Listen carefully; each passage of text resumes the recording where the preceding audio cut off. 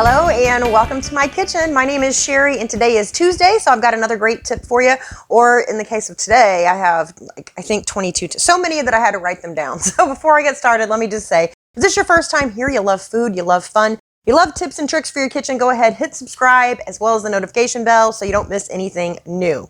All right, so I thought it was interesting, all the different things that you can use Pam for. Now, a lot of these I already was using, but I thought there's got to be other ways that other people are using that I haven't thought of. So I looked up some, and sure enough, I have about 22 of them here, like I said. So the first one is probably something everybody already uses it for. I mean, it's like the most common thing, right? So your cake pans, your muffin tins, your cookie sheets, that sort of thing makes it so much easier. The cookies just slide right off, no sticking whatsoever. So it's great for that, obviously. And then you also might already be using it for this, which is like your skillet, so it keeps your eggs from sticking. But another thing I use it for is my griddles. So I find it really handy. Even last night we made pancakes and, you know, it just makes it so much easier to flip the pancakes and they don't stick or anything like that.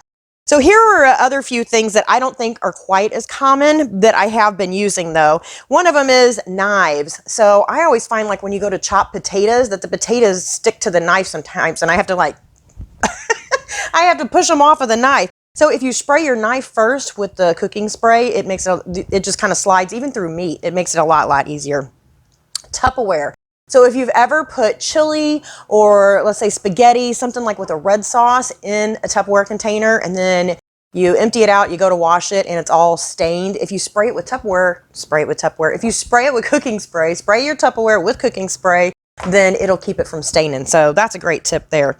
Another thing I use it for is to spray it on my hands. Sounds kind of silly, but if you've ever tried to patty up hamburgers, you know, sometimes once you get to about the third or fourth patty, you got to go wash your hands because it's just making a mess. It's all sticking together and you can't even patty it up anymore. Same for cookies. So I find if you spray it with this first, it makes it a whole lot easier. Measuring cups. So I always found that if you did it with measuring, or if you used your measuring cups and you sprayed it with Pam first or cooking spray, that it just makes it so much easier to clean afterwards. But what I really like it for is it just makes it more accurate because all of that, like if you're doing honey, let's say, molasses, peanut butter, that sort of thing, it just kind of stays in there. So you might just have like a thin film in there, but it adds up to quite a bit. So it could, you know, affect your recipe. So I think it makes it more accurate and definitely makes the measuring cups easier to clean. So cooking spray for that. Plastic wrap. So a lot of times I have sent leftovers home with people, like let's say a cake, for instance, it has frosting on top and I don't have a container to put it in. So I'm putting it in aluminum foil or I'm putting it in a container that doesn't have a lid. And I've always noticed the frosting will stick to the clean wrap. But if you spray it first with a little bit of cooking spray, you're not going to get home with the cake and it be in perfect shape, but at least you won't lose all the icing. It'll all be stuck on, you know, the saran wrap. So the other thing I use it for, whatever I spray saran wrap is if I have like bread that's rising and I need to cover it, I will spray it so that when the bread rises, it doesn't stick to it. Food. So I love using this on food.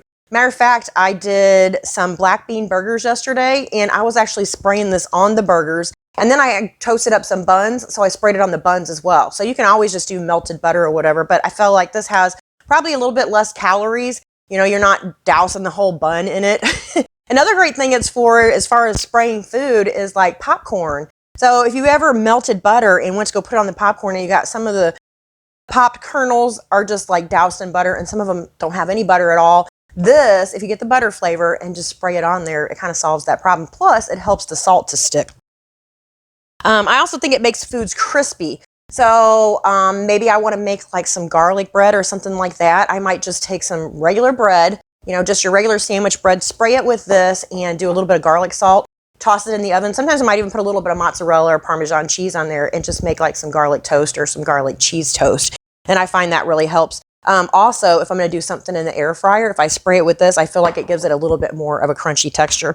So those are pretty much all the tips that I've been using for a while, but I ran into some other ones on the internet, so I can't vouch for whether these actually work or not, but I thought they were really interesting. So it says you can prevent your car doors from freezing in the wintertime. And it's obviously already spring right now, so I can't test it and tell you guys if that one works or not.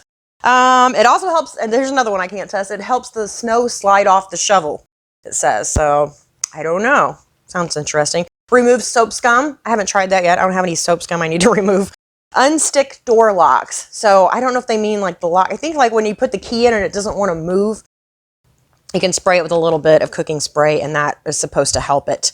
If you have grease or paint on your hands, grease or paint, it doesn't really make any sense. Like if you have grease on your hands, why are you going to put more oil on top of it? It doesn't really make sense. But that's what it said, grease and paint. Paint I can understand because it'll help like lift that from the skin. Speed up a sled. I don't know, my husband's way of speeding up a sled is to hook it behind a motor vehicle. But I guess you can spray the sprays. You can spray the blades and it'll make it go faster, I guess. It also says it makes it easier to get bugs off of a bumper. I might have to go try that today. Remove a stuck ring. So if you get a ring stuck on your finger, it says to spray it with a little bit of this. If I get a ring stuck on my finger, I usually put my hand in the freezer because, especially in the summertime, like we tend to be like a little bit more, swollen the word? Bloated? I don't know. In the wintertime, I always notice like my rings are looser. So I will put my hand in the freezer for just a little bit, and then when I pull it out, I'll just use some dishwashing liquid and run my hands under the water until I get it off. But I don't know, I have to try this next time. I haven't had that happen in a while. Remove gum from your hair. That I have not had happen ever. I think. Maybe to my kids' hair a long, long time ago. So that one I don't know about. Prevents grass, not gas. It doesn't prevent gas. Prevents grass from sticking to the lawnmower blades. I'll have to have my husband test that one out. I don't know. I don't know that there's an issue with it sticking to the blades. I can imagine it would work, but I really don't know there's an issue there to begin with. So, you can also lubricate bicycle chains, roller skates, and squeaky door hinges. So that's good to know because sometimes I do get a squeaky door hinge and I always feel like I have to yell at Mark to get the WD-40. So now I know I can just, or I think I can. I haven't tried it yet. So it also says the last thing here is to soothe dry skin.